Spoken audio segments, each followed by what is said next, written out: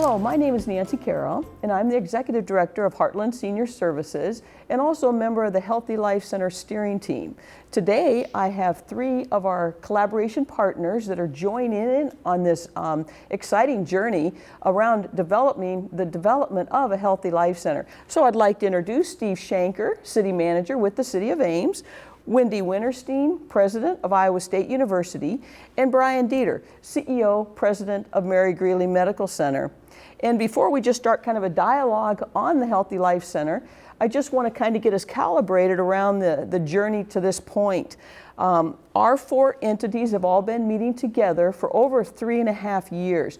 Joining us in that conversation for that time has also been the Story County Board of Supervisors, one of their representatives, and also the Des Moines Area Community College. The purpose of the Healthy Life Center is to provide a one-of-a-kind center that will make the lifelong journey of healthy living enjoyable and accessible to all people, all ages, and all socioeconomic status.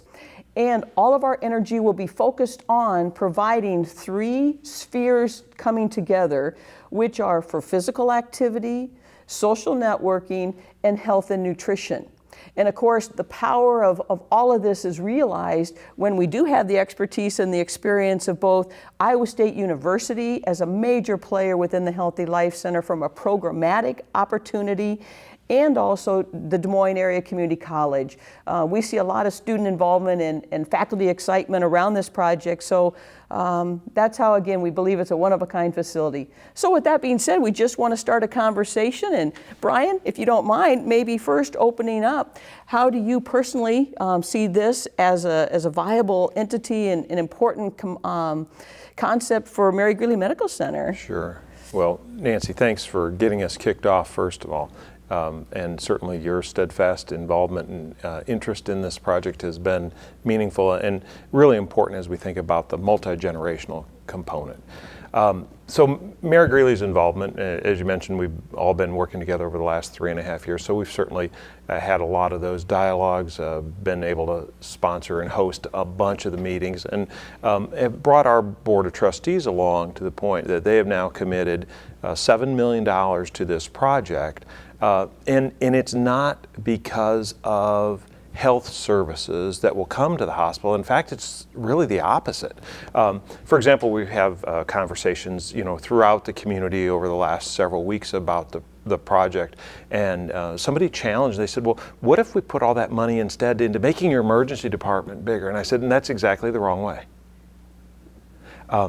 What we'd like to do is have people make healthier choices and make those healthier choices even easier for them to make so that they don't need to use our services. We truly believe that there is an opportunity to influence the sphere of the health of folks in Ames and our surrounding communities by encouraging folks to interact with one another and have fun at the Healthy Life Center. That's excellent. Wendy, thoughts for Iowa State University? Well, certainly. I think from Iowa State University's perspective, we really value the important partnership that we have with the City of Ames. We have an excellent town-gown partnership, and it's on many, many different levels on addressing many opportunities and challenges sometimes.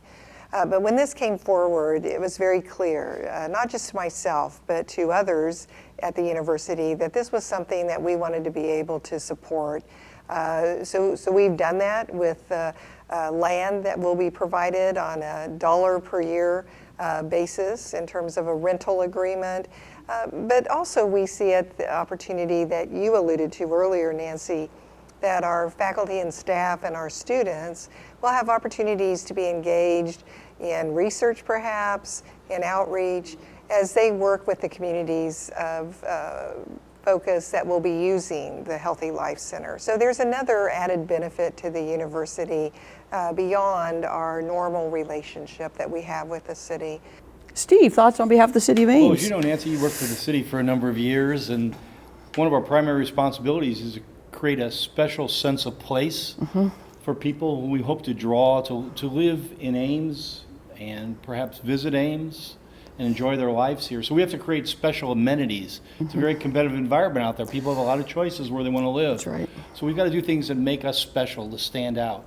And we deal a lot of times with the basic human needs. We deal with water and sewer and electric, but these additional amenities are very important to the people. All of us are employers too.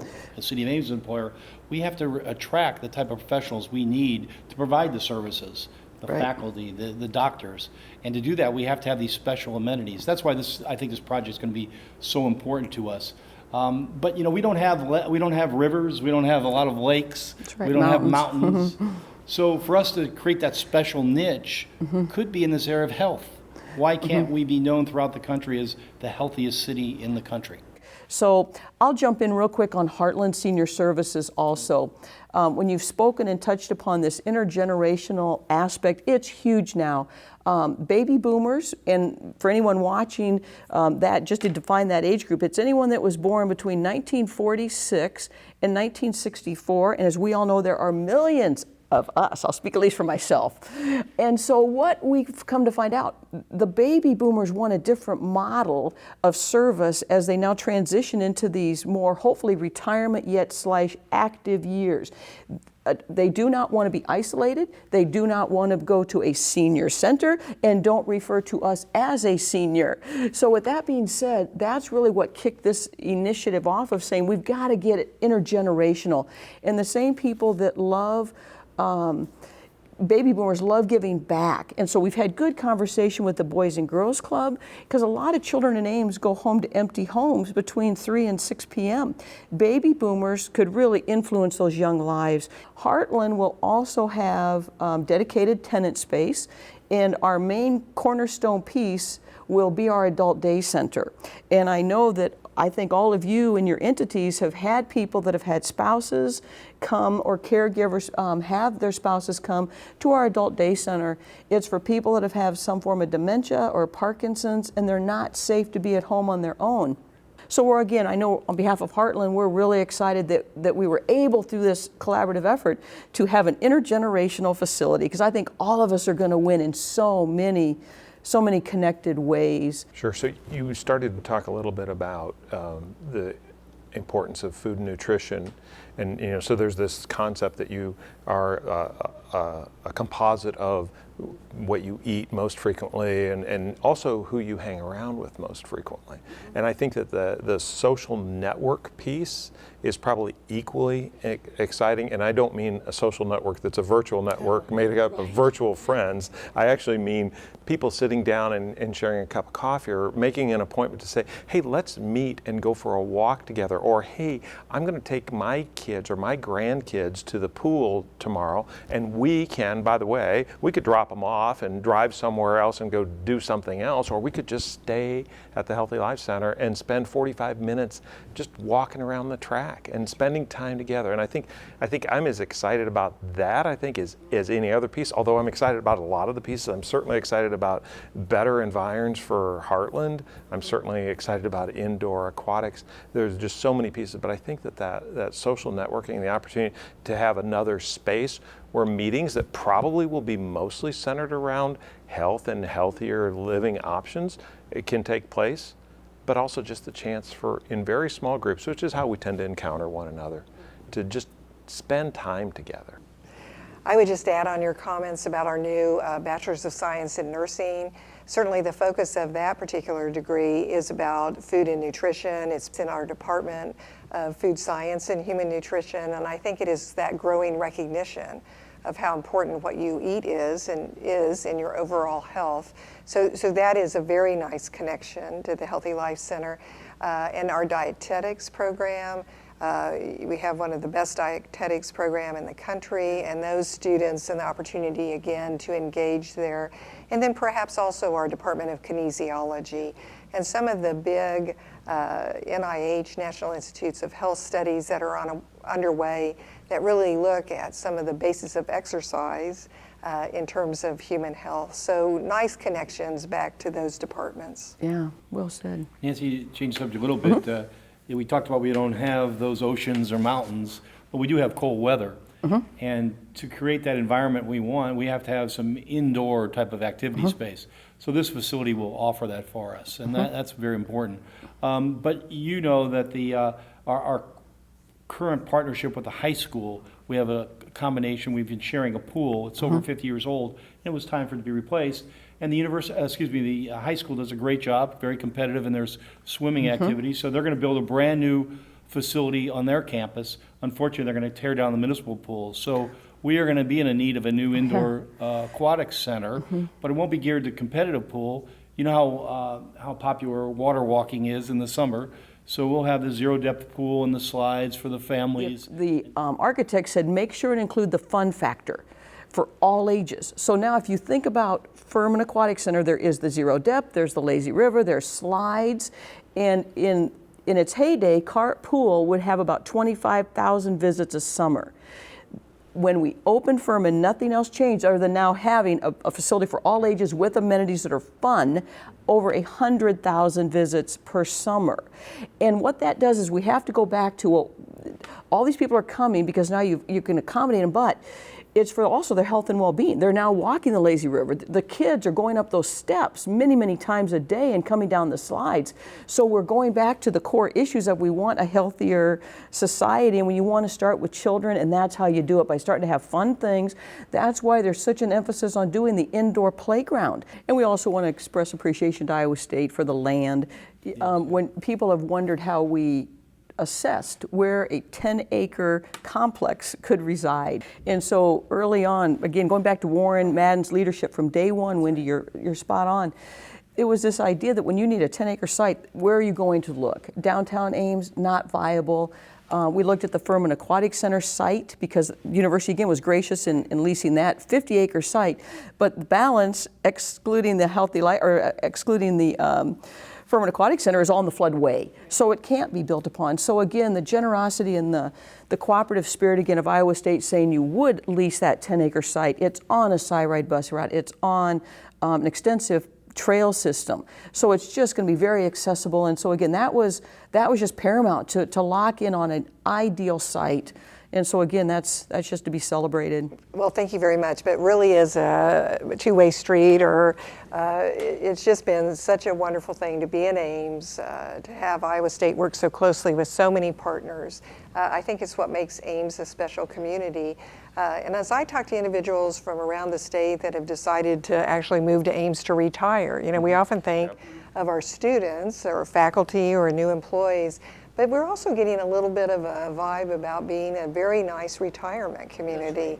And that's another part of this conversation, I think, having this facility available as we bring in folks from around not just Iowa, but really the nation, individuals that have decided to come back to Iowa State, come back to Ames as part of their retirement. Well, people have asked us in this 3.5-year journey, well, are you going out and able to find other similar facilities that you can kind of model it after and help you on this journey? And we've had to say, not really. And the reason is that people really struggle to stay in partnership with each other. And so we have had kind of the mantra behind the scenes of great results through great relationships.